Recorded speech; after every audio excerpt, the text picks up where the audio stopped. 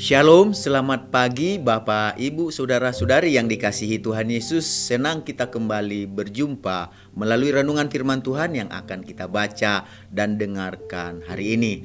Tentu saja harapan kami damai sejahtera dari Tuhan Yesus, kuasanya, kasihnya senantiasa melimpah dan menyertai kehidupan kita semuanya. Mari kita bersatu di dalam doa. Tuhan Yesus, tidak henti-hentinya hati kami selalu mengucap syukur dan berterima kasih buat nafas kehidupan dan hari yang baru yang Tuhan karuniakan kepada kami untuk kami jalani sepanjang hari ini. Berkati dan urapi firman-Mu sehingga terang yang menerangi kehidupan kami. Dalam nama Tuhan Yesus kami berdoa. Haleluya. Amin. Renungan firman Tuhan yang akan kita baca dan dengarkan hari ini tertulis dalam 1 Samuel pasal 17 ayat yang ke-32. Begini firman Tuhan. Berkatalah Daud kepada Saul, janganlah seseorang menjadi tawar hati karena dia. Hambamu ini akan pergi melawan orang Filistin itu. Dari ayat yang kita baca dan dengarkan hari ini, kita akan berbicara tentang jangan tawar hati. Jangan tawar hati berarti tidak patah semangat, tidak hilang keberanian, tidak hilang kegembiraan. Jadi setiap orang yang hidup pasti memiliki masalah dan pergumulannya masing-masing dalam kehidupannya ketika menjalani kehidupan. Lalu bagaimana sebaiknya ketika kita merespon waktu kita diperhadapkan berbagai masalah dan pergumulan dalam hidup? Bagaimana respon kita? Jadi Daud menjadi salah satu contoh bagi kita bagaimana seharusnya kita merespon ketika kita diperhadapkan dengan berbagai masalah dan pergumulan dalam kehidupan kita. Daud berkata kepada Raja Saul, janganlah seseorang menjadi tawar hati karena dia. Jadi jangan menjadi tawar hati, itulah yang dikatakan oleh Daud kepada Raja Saul dan pasukannya yang sedang menghadapi masalah dan pergumulan yang berat pada saat itu. Raja Saul dan seluruh pasukannya, pasukan perangnya menjadi tawar hati karena mereka menghadapi tantangan Goliat, seorang pendekar dari tentara orang Filistin. Goliat ini tingginya 6 hasta sejengkal. Itu kira-kira 3,2 meter. Jadi cukup tinggi sekali. Kalau kita sebut dia ini raksasa. Jadi Raja Saul dan tentaranya yang melihat perawakan Goliat yang sedang menantang mereka ini menjadi sangat khawatir ketika mereka ditantang oleh Goliat yang perawakannya ini raksasa dan tinggi besar pada saat itu. Ketika dia menantang bangsa Israel, utus dari kalian salah satu untuk menghadapi saya, dan siapa yang menang di antara kami, dialah yang mewakili bangsanya yang menang. Jadi pada saat itu mereka menerima tantangan itu, mereka menjadi sangat khawatir dan sangat takut. Akibat dari kekhawatiran dan ketakutan mereka yang tidak terkendali, mereka menjadi apa? Menjadi kehilangan keberanian, dan itu bisa saja membuat mereka jadi tidak bisa bersuka cita, tidak bergembira, tidak berbahagia karena tantangan ini begitu mengkhawatirkan dan begitu menakutkan. Tetapi dalam situasi yang begitu mengkhawatirkan dan menakutkan pada saat itu, Daud berkata kepada Raja Saul, janganlah seseorang menjadi tawar hati karena dia yang dimaksud di sini Goliat. Jadi Daud tidak menjadi tawar hati ketika ia melihat Goliat.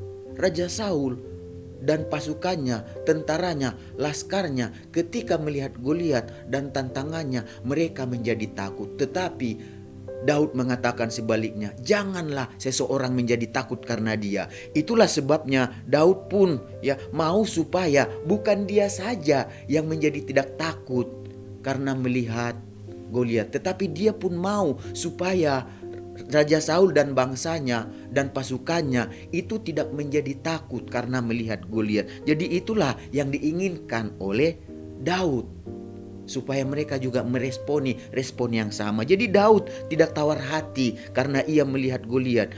Kenapa dia tidak tawar hati? Apa yang membuat Daud ini tidak tawar hati?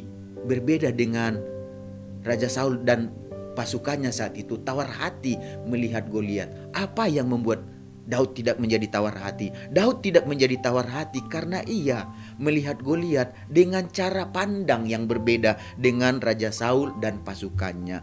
Bagi Raja Saul dan pasukannya, mereka memandang dan berpikir bahwa Goliat adalah suatu masalah dan pergumulan yang sangat berat untuk dihadapi. Goliat dengan segala perlengkapan perangnya adalah seorang pendekar, tentara orang Filistin yang memiliki perawakan raksasa yang tinggi besar dan terlatih juga dalam peperangan, dan tidak mungkin mereka berpikir mereka tidak mungkin bisa mengalahkan Goliat. Sedangkan pandangan tersebut dan pemikiran tersebut malah membuat mereka menjadi tawar hati. Jadi apa yang membuat mereka menjadi tawar hati? Karena mereka memandang dari cara pandang mereka, sehingga mereka menjadi tawar hati. Mereka bandingkan Goliat dengan kehidupan mereka, dengan penampilan perawakan mereka, sehingga mereka menjadi tawar hati. Mereka menjadi sangat khawatir dan ketakutan yang berlebihan dan tidak terkendali membuat mereka tidak bisa bergembira. Karena mereka kehilangan semangat, kehilangan keberanian. Karena apa? Karena mereka memandang Goliat dari sudut pandang mereka. Tetapi Daud berbeda dengan mereka cara pandangnya. Cara pandang Daud dan cara berpikir Daud terhadap Goliat bertolak belakang dengan Raja Saul dan pasukannya. Bagi Daud, membandingkan diri mereka dengan Goliat adalah sesuatu yang tidak tepat, adalah sesuatu yang salah. Bagi Daud, dia tahu jika membandingkan Goliat dengan diri mereka, itu akan membuat mereka berada dalam situasi menjadi tawar hati. Daud tahu perbandingan yang tepat dan benar adalah membandingkan Tuhan dengan Goliat. Itulah perbandingan yang tepat dan tidak salah, perbandingan yang benar. Jadi ketika itu dia lakukan, dia bandingkan Tuhan dengan Goliat, Daud menjadi tidak tawar hati. Sebaliknya, Daud malah melihat kuasa Tuhan yang luar biasa. Daud bisa melihat bahwa tidak ada yang bisa menandingi Tuhan yang disembahnya. Jangankan Goliat, apapun yang ada di dalam alam semesta ini, bagi Daud tidak ada yang bisa menandingi Tuhan. Daud memandang dan berpikir bahwa Tuhanlah yang menciptakan alam semesta. Karena Tuhan yang menciptakan alam semesta, segala sesuatu tentu dalam kendali, dalam kekuasaan Tuhan. Itulah yang dipandang oleh Daud, berbeda dengan Raja Saul dan pasukannya. Jadi dengan cara pandang yang berpikir yang benar tentang Tuhan, membuat Daud menjadi tidak tawar hati.